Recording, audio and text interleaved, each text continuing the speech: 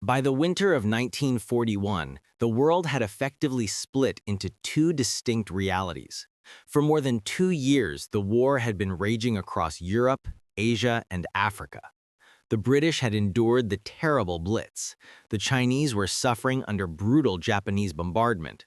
And on the Eastern Front, the German war machine was freezing to death in the Russian winter. Millions lived in fear under occupation. But across the Atlantic, the United States seemed to exist in a suspended state of animation. A land of abundance watching the fires from the safety of its own shores. America was the sleeping giant. Although the nation had been preparing to join the Allies for some time, Washington remained camped on a policy of non-intervention. President Roosevelt had warned the people that they could not ignore the disastrous effects of the war, yet the country clung to a wait-and-see attitude. The Great Depression had left its scars, and the focus remained inward. Nowhere was this illusion of safety more potent than in the territory of Hawaii. On the islands, the war felt like a distant rumor. On the weekend of December 6th, the Pacific Fleet was at rest. Sailors were ashore enjoying a tropical paradise. They played soccer and golf in the sun. As night fell, the clubs were full of men dancing to big band music, celebrating into the early hours of the morning. But this silence was a deception. While the Americans slept, a massive Japanese strike force, including 6 aircraft carriers, had crossed the North Pacific in total radio silence, avoiding usual shipping lanes to remain undetected. Western intelligence had cracked the Japanese diplomatic codes and knew that negotiations were over, but the specific warning arrived too late due to radio delays. At 4:50 a.m. on Sunday, December 7th, the first warning signs breached the harbor as pocket submarines slipped into the bay. Yet the general alert was not launched. Even as the first wave of 183 Japanese bombers and fighters appeared on the radar, the Americans remained convinced there was no imminent threat. Civilians hearing the first explosions assumed they were merely watching military maneuvers. They were witnessing the end of an era. The illusion of safety was about to be shattered by the empire of the rising sun. To understand why the Pacific exploded into war, one must look beyond the simple narrative of aggression and understand the desperate arithmetic of a suffocating empire. While the West was preoccupied with Hitler, Japan was fighting for its economic survival. The island nation had absorbed the full force of the global economic crisis following the Wall Street crash of 1929. The value of Japanese assets had plummeted by 2/3. Banks had seized countless companies, and the yen was in freefall. Lacking the natural resources of a continental power like the United States or the Soviet Union, Japan faced a crisis of existence equivalent to that suffered by Germany. To the militarists in Tokyo, the solution was simple. If they did not possess resources, they must take them. This logic drove the Imperial Japanese Army to invade Manchuria in 1931 and plunge into a brutal conquest of China by 1937. By late 1938, Japan controlled 90% of the Chinese railway network and the entire coastline, yet the war dragged on, consuming vast amounts of material. As reports of massacres, such as the slaughter of 5,000 civilians in Chongqing, reached the West, the United States began to tighten the economic noose, imposing the first sanctions in 1939. The diplomatic chasm widened irreparably in September 1940, when Japan signed the Tripartite Pact with Nazi Germany and Fascist Italy, sealing an alliance with the dictators of Europe. The breaking point arrived in the summer of 1941. In a move designed to halt Japanese expansionism, the White House froze Japanese assets and, most critically, imposed a total embargo on oil exports. The statistics were catastrophic for Tokyo. 80% of Japan's oil imports came from the United States. Emperor Hirohito was informed of a chilling reality. The country's oil reserves would be completely exhausted within 2 years. Without oil, the Imperial Navy would be anchored and the war machine would grind to a halt. The empire was being strangled. Faced with this existential threat, the Japanese leadership saw only 2 options: a humiliating withdrawal from China to appease the Americans, or a high-stakes gamble to seize the resource-rich territories of Southeast Asia.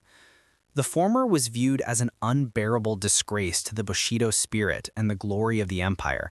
The latter meant inevitable war with the West. The propaganda machine spun this aggression as a noble crusade for a greater East Asia prosperity sphere, promising to liberate Asians from Western colonial rule. In reality, as diplomatic negotiations crumbled and the militaristic General Hideki Tojo replaced Prime Minister Konoe in October 1941, the decision had been made. The time for talk was over. To avoid suffocation, the empire chose to set the world on fire. Even with the extraordinary courage of the samurai culture defined by the Bushido ideal, where a true warrior feared neither death nor pain in service to his master, Admiral Isoroku Yamamoto stood apart as a man burdened by a terrible foresight. While the army generals in Tokyo were intoxicated by the prospect of expanding the empire, Yamamoto was painfully aware of the sleeping beast they were about to poke. He was unique among the Japanese high command because he had lived among the enemy. Having studied at Harvard University and served as a naval attaché in the United States, he possessed a rare and terrifying understanding of America's industrial capacity and naval power. He knew that the United States was not merely another colonial power to be pushed aside. It was a continent-spanning industrial giant that, once mobilized, would be unstoppable. Yamamoto tried to warn his government in the clearest possible terms. He told the ultranationalists that a limited victory was a fantasy. He famously declared that it would not be enough to simply seize Guam, the Philippines, or even Hawaii and San Francisco. To actually make victory certain, Japan would have to march on Washington and impose an armistice to the White House. He understood that starting a war with America meant facing challenges far greater than merely surrounding outposts. However, when his warnings were ignored and General Tojo took the premiership in the autumn of 1941, Yamamoto knew it was no longer possible to turn back. Loyal to his emperor despite his misgivings, he dedicated his genius to solving an impossible tactical problem: how to defeat a superior enemy before the fight even began. His solution came from an unlikely source. In October 1940, Yamamoto studied the British raid on the Italian fleet at Taranto. There, a small number of obsolete biplanes had devastated powerful battleships using torpedoes specially designed for shallow water.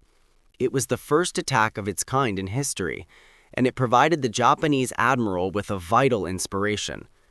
He realized that he did not have to wait to fight American destroyers in the vast expanse of the Pacific, a battle Japan would eventually lose. Instead, he could launch a surprise attack to destroy the American fleet while it was still anchored, neutralizing the threat before it could even set sail.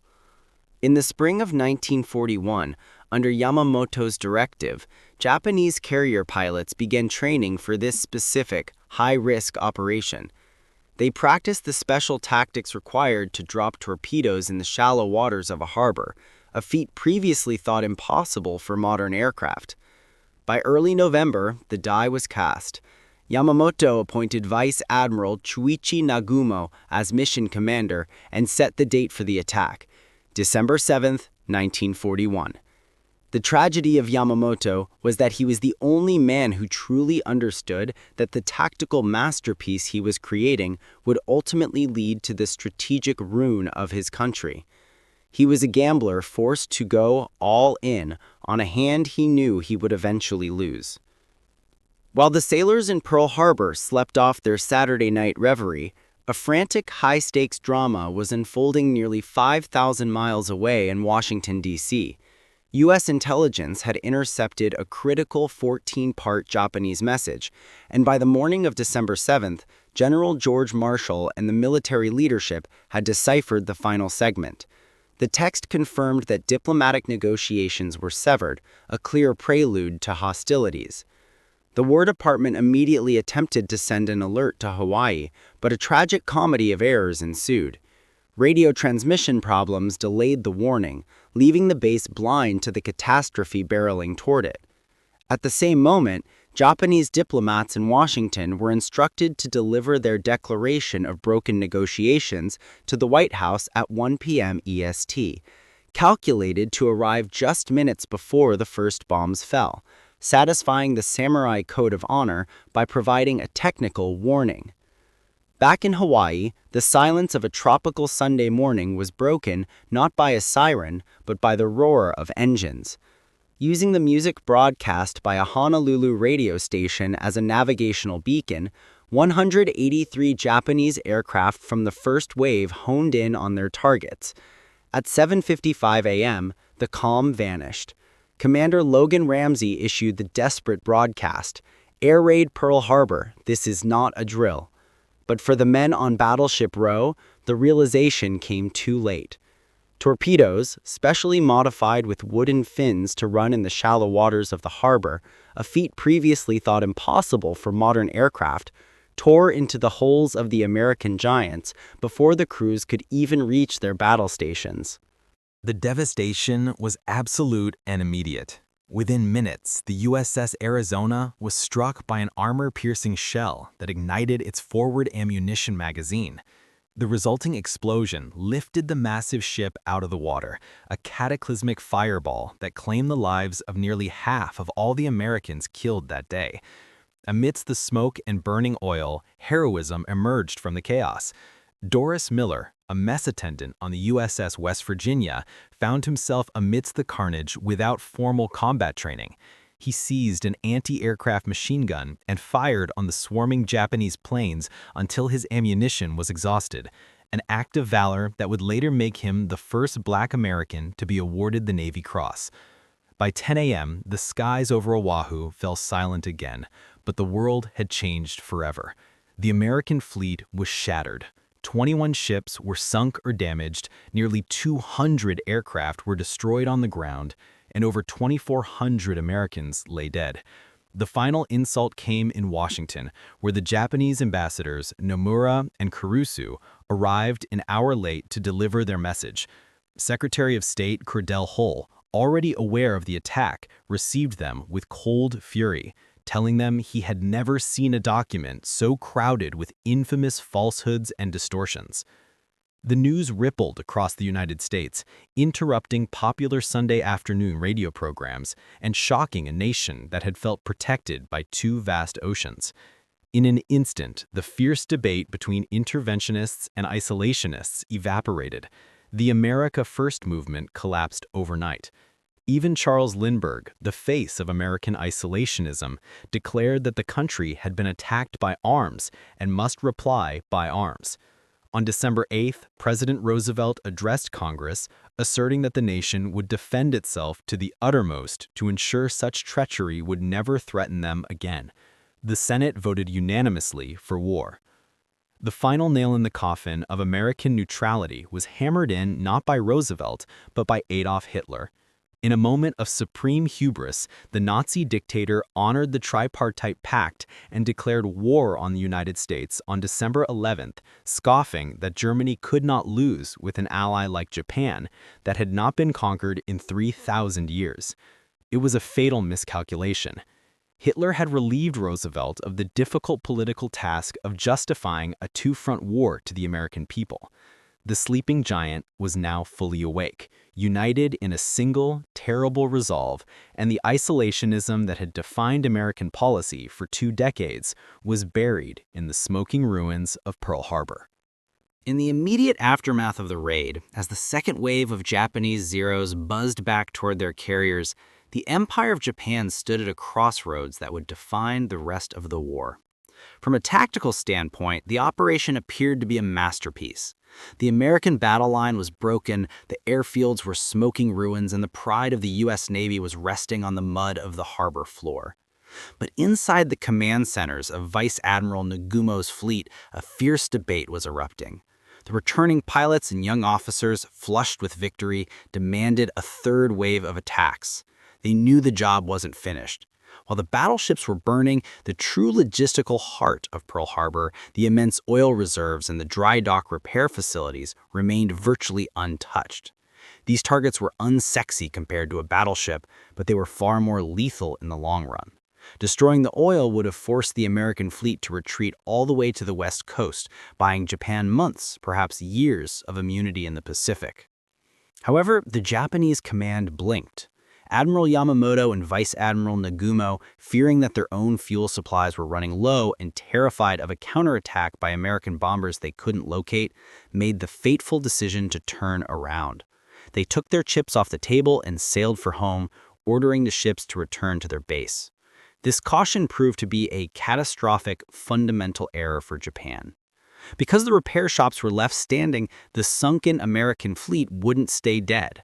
Apart from the Arizona, Utah, and Oklahoma, which were deemed unrecoverable, the vast majority of the ships hit that day were raised, repaired in those surviving dry docks, and sent back out to hunt the Japanese. The fleet that Tokyo thought they had destroyed was merely delayed. But there was an even larger ghost haunting the Japanese victory, a detail that ruined the perfection of Yamamoto's plan. The primary targets of the attack, the American aircraft carriers, were not there. On the morning of December 7th, the Lexington, Saratoga, and Enterprise were all out at sea, miraculously absent from the slaughter. The Enterprise, commanded by the pugnacious Admiral Bull Halsey, was 500 kilometers west, delivering planes to Wake Island.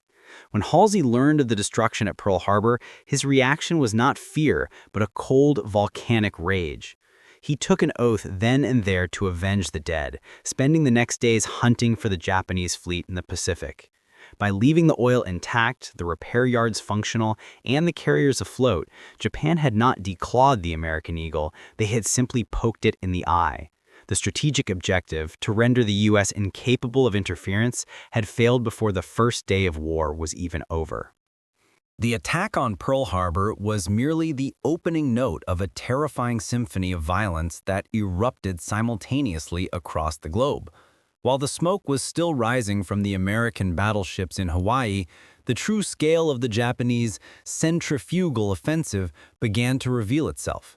Washington knew that hostilities were about to start across the Pacific, and events confirmed their worst fears as Japanese ships, loaded with 5,000 veteran soldiers hardened by the brutal battles of China, approached British-held Malaysia. These soldiers landed on the beaches of Allied territory, marking the beginning of a war against the West that was not limited to a single American harbor, but was a comprehensive assault on the colonial order. The Japanese fury swept over the Pacific with a coordination that stunned Allied commanders, who had expected the first attacks to occur in the Far East, but were powerless to stop them. For the British, who had already been fighting against Nazi terror for more than 2 years, the entry of the United States into the war represented a great hope, but the immediate reality was a nightmare of swift defeats. The territories under the control of the British Empire were seriously threatened as Japanese troops began their advances. In a desperate bid to provide support and assert naval dominance, the Royal Navy had dispatched the HMS Repulse and the HMS Prince of Wales, 2 valuable combat ships, to Singapore. These vessels were symbols of British imperial power, designed to project invincibility. However, the Japanese intercepted them on their way, and on December 10th, a devastating air attack destroyed and sunk both ships. This was a shock that shook the foundations of the empire. The age of the battleship was ending, and the vulnerability of the colonial powers was exposed for all to see. Prime Minister Winston Churchill received the sad news of the sinkings, and his pain was visible to those around him. He famously remarked, "On this wide ocean, Japan reigns supreme, and we, everywhere, we are weak and naked." There was no longer any doubt about the seriousness of the situation regarding the future of the British Empire. The Japanese walked virtually unopposed into Malaysia, attacking the first outpost with ease. The offensive was relentless. On December 11th, Japanese forces invaded British territory in Burma from their strongholds in Thailand, and just 2 days later, they made their way into Borneo. The news from the Far East became more disturbing day by day as Japanese troops approached the precious colonies of Hong Kong and Singapore, with nothing seeming able to hold them back. The psychological impact of these defeats was profound. The myth of the white man's invincibility was being dismantled piece by piece. In Hong Kong, the British colony faced an overwhelming force. After 17 days of resistance, the battle was lost, and on Christmas Day 1941, the British governor surrendered to the Japanese. The populations of these territories, who had been promised a greater East Asia co-prosperity sphere that would liberate them from Western domination, quickly discovered that the reality was a universe of terror. Civilians from all over Asia found that the brutality of the Japanese was much more formidable than the Western imperialism that had dominated them for so long. As 1941 came to an end, the military powers of the world were face to face in an uncompromising turf war, and the Japanese war machine seemed unstoppable, having conquered vast territories and humiliated the old empires of Europe in a matter of weeks. Just 9 hours after the first strikes at Pearl Harbor, a second, arguably more devastating disaster began to unfold across the international dateline. The Japanese began to bombard the American base in the Philippines. While history often focuses on the shock of Hawaii, the destruction in the Philippines was in some respects even more total. The base was even more affected than Pearl Harbor had been. In a matter of hours, the Japanese had conquered control of the sky above the islands, effectively blinding and crippling the American defense before the ground war had truly begun. Thousands of Japanese soldiers, veterans of the brutal campaigns in China, then began to invade the northern beaches and the gulfs of the western coast. The shock was absolute, and the speed of the Japanese advance left the American command reeling. Facing this onslaught was a mixed force that was tragically unprepared for the ferocity of modern warfare. The challenge awaiting American troops and the inexperienced, poorly equipped Filipino forces was impressive to say the least. They tried to defend themselves as best they could against Japanese troops who were very seasoned. The disparity in combat experience was glaring.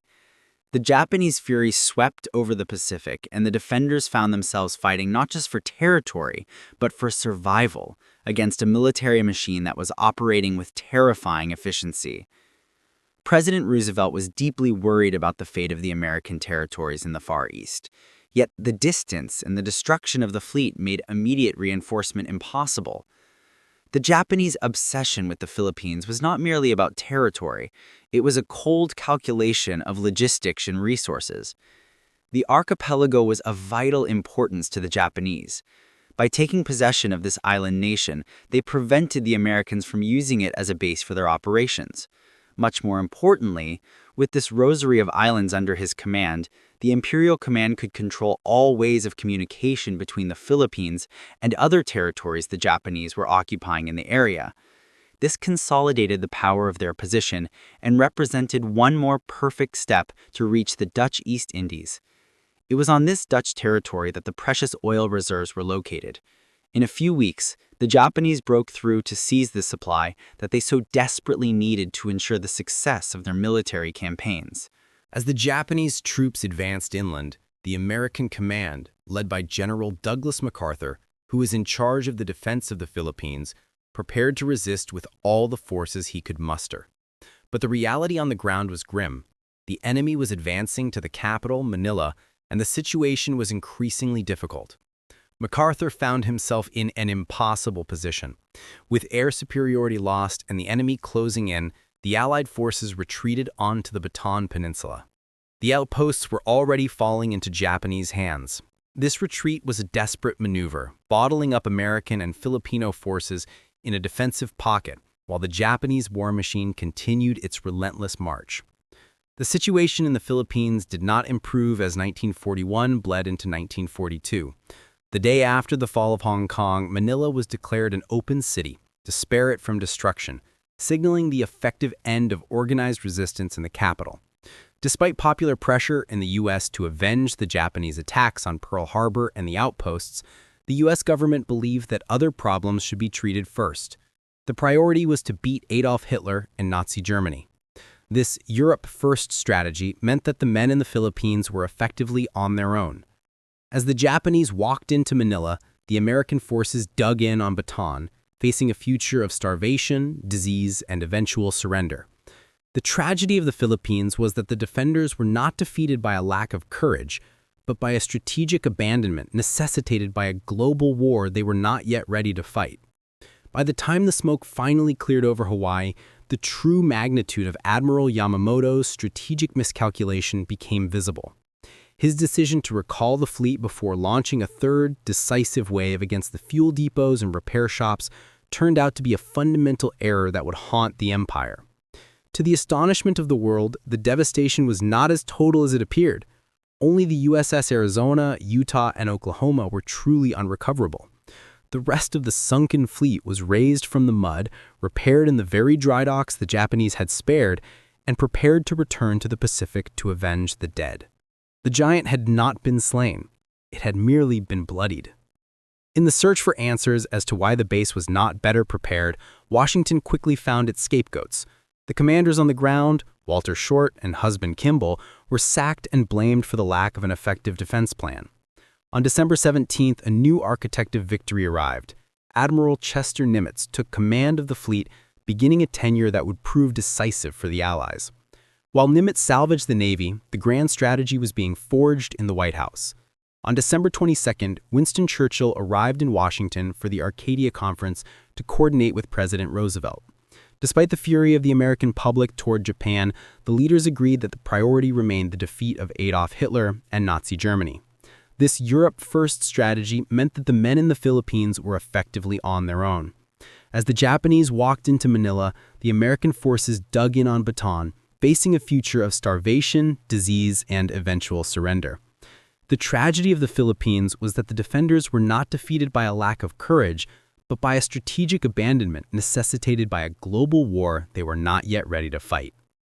By the time the smoke finally cleared over Hawaii, the true magnitude of Admiral Yamamoto's strategic miscalculation became visible. His decision to recall the fleet before launching a third, decisive wave against the fuel depots and repair shops turned out to be a fundamental error that would haunt the empire. To the astonishment of the world, the devastation was not as total as it appeared. Only the USS Arizona, Utah, and Oklahoma were truly unrecoverable. The rest of the sunken fleet was raised from the mud, repaired in the very dry docks the Japanese had spared, and prepared to return to the Pacific to avenge the dead. The giant had not been slain, it had merely been bloodied. As 1941 bled into 1942, the military powers of the world were locked in an uncompromising turf war. Millions of men were about to clash in the jungles and on the high seas, but the die was already cast. Once the huge American military machine launched into battle and GIs surged into the Pacific and Europe, the war became truly global. The small Japanese empire had worked tactical miracles, during the winter of 1941 achieving a stunning string of victories against the Western giants. Yet the man who started it all, Admiral Yamamoto, was not celebrating.